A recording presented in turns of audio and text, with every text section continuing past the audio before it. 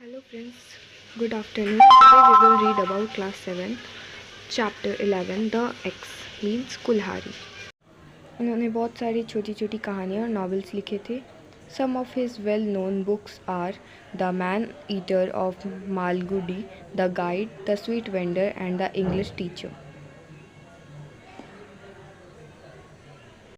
इनका जो well known यानी सबको ही जानते हैं जो बुक बनाया इन्होंने वो है the man eater of Malgudi. Famous है इनका जो the guide, the sweet vendor and the English teacher. He was awarded Padma Bhushan in 1964। जो राइटर होते हैं उनको अवार्ड मिलता है पद्मा भूषण का, उनको मिला था 1964 में। The present text is an edited version of short story the x. Present story मतलब यहाँ पे जो दिया गया है वो एडिटेड वर्जन है द एक्स का, यानी जो एक्स है शॉर्ट स्टोरी है द एक्स, उसी का यहाँ पे कॉपी किया गया है, आपके बुक में दिया गया है। Let's share what do you see in the picture. तुम इस पिक्चर में क्या देख रहे हो कि एक माली पौधे को प्लांट कर रहा है। Have you ever planted a tree. क्या आपने कभी ट्री को प्लांट किया है या एक पौधे को लगाया है। स्टोरी का मॉडल यही है कि हमें सिखा रहे हैं कि हमें पेड़ पौधे लगाना चाहिए। वेलन, यहाँ पे ये जो माली है इसका नाम है Velan. Velan was perfectly contented and happy. Perfectly का मतलब होता है पूर्ण रूप से। वेलन जो है वो पूर्ण रूप से खुश है और सेटिस्फाई है। कंटेंटेड का मतलब होता है सेटिस्फाइड, जो आपकी वर्ड मीनिंग में दिया हुआ है। वो पूर्ण रूप से सेटिस्फाई है और खुश है वो।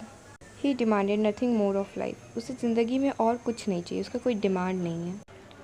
As far as he could see, the people in the big house to seem to be equally at peace with life.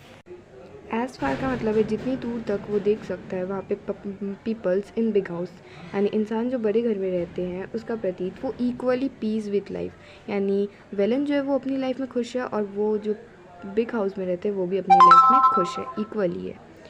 One saw no reason why this good thing should not go on and on forever. Velan बोलता है ये क्या है, ये सारी जो अच्छी चीज़ें हैं गुड थिंग्स वो हमेशा के लिए क्यों नहीं रहती हम लोग के पास फॉर एवर, यानी हमेशा के लिए क्यों नहीं रहती ये गुड थिंग्स हम लोग के पास। But death peeped around the corner. पर जो डेट होता है यानी हमारी मौत वो कहीं ना कहीं से हमारे को झांक रही होती है, कहीं ना किसी कोने से हमें झांक रही होती है। One midnight he was awakened and told that the master was dead. एक आधी रात को वो उठा और उसने बोला कि मास्टर जो है वो अब नहीं रहे, उनका डेथ हो चुका है। What is to happen to the gardener and to me. बोलता है क्या हुआ मेरे गार्डन के साथ और मेरे साथ। The sons are no good. जो मास्टर के बेटे थे वो अच्छे नहीं थे। He taught at once. उसने एक बार सोचा और उन्होंने जो सोचा था उनका फियर सही निकला। The sons were no good. उनके जो बच्चे थे मास्टर के वो रियल में ही अच्छे नहीं थे। They stayed for a year more, quarrelled among themselves and went away to live another house. Master के बच्चे थे वो अपने में ही लड़ाई करते थे और वो एक साल से थोड़ा ज़्यादा रहे, उसके बाद वो यहाँ नहीं रहे, वो अलग अलग कहीं और रहने लग गए। A year later some other family came in as tenanted. Year later मतलब एक साल बाद एक फैमिली आया टेंटेड के रूप। एक फैमिली पहरेदार बन के आई। Moment they saw Velan they said old gardener. The moment they saw Velan they said. उसी क्षण जो टेंटेड थे उन्होंने वेलन को देखा और बोला ओल्ड गार्डनर यानी पुराने माली, don't be up to any trick. कोई चाल चलने की कोशिश नहीं करना। We know the sort you are. हम जानते हैं तुम किस टाइप के हो। उसी क्षण जो टेंटेड थे उन्होंने देखा विलन को और बोला तुम पुराने माली हो, कोई चाल चलने की कोशिश मत करना, हम जानते हैं तुम किस टाइप के हो। We will sack you if you do not behave yourself. We will sack, sack मतलब होता है हम तुम्हें निकाल देंगे, जिस पद में तुम हो उससे हम तुम्हें हटा देंगे अगर तुमने बिहेव नहीं किया अच्छे से। Velan found the life irritable. Velan जो पहले खुश रहा करता था अब उसको लगा कि उसकी लाइफ इरिटेबल हो चुकी है। This people had no regret for a garden. Regret का मतलब होता है कि कोई ज़रूरत नहीं है। जो पीपल आए थे टेंटेड अब उन्हें कोई ज़रूरत नहीं थी एक गार्डन की। तो the next para is this fortune hour soon favoured him. Fortune यानी कुछ समय बाद जो भाग्य है, जो उसका भाग्य था उसके फेवर में आ गया। The tenants left. जो भाड़ेदार थे वो चले गए। They house was locked up for a few year. The house जो घर था वो लॉक्ड हो गया कुछ सालों के लिए. Occasionally one of the son of the late owner come round to inspect the garden. Occasionally one of the son of the late owner come round and inspect the garden. Occasionally यानी कभी कभी या फिर कोई त्यौहार में जो master थे, मास्टर का मतलब होता है मालिक, उनका जो बेटा था वो आया और घर को पूरा देखा, गार्डन को भी. Gradually even this seeds they left. ये घटना होने के बाद उसने the left keys of the house with Velan. घर की चाबियाँ उसने वेलन के साथ छोड़ दी. Occasionally a prospect tenant came down. फिर एक टेंटेड आया यानी भारेदार. Had the house open and went away after remarking. फिर वो घर खुला, फिर उसका जब काम हो चुके रिमार्किंग तो वो चला गया. A year later another tenanted came. एक सालों बाद फिर नया टेंटेड आया, फिर एक और आया, फिर थर्ड वाला आया, third one. No one remained for more than a few months. कोई कुछ महीनों से ज़्यादा रहता ही नहीं था इस घर में. And then the house acquired the reputation of being hunted.